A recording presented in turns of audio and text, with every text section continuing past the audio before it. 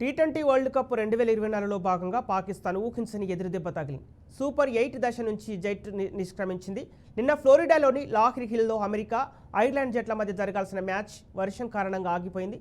నిర్దేశిత సమయం వేచి చూసిన తర్వాత కూడా మ్యాచ్ నిర్వహణకు అనుకూల పరిస్థితులు లేకపోవడంతో అంపైర్లు రద్దు చేశారు. ఈ క్రమంలో ఇరు జట్లకు చెరో పాయింట్ లభించింది. ఇక పర్యవసానంగా 5 పాయింట్లలో యుఎస్ఏ జట్టు సూపర్ 8 దశకు అర్హత సాధించింది. ఇక జూన్ 16న ఐర్లాండ్తో పాకిస్తాన్ చివరి లీగ్ మ్యాచ్ ఆడనుంది.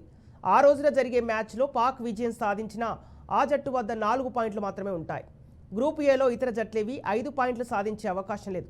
కాబట్టి ఇప్పటికే 5 పాయింట్లు ఉన్న అమెరికా, 6 పాయింట్లతో ఉన్న భారత్ ఎలాంటి సమీకరణాలతో సంబంధం లేకుండా సూపర్ 8లోకి అడుగుపెట్టాయి.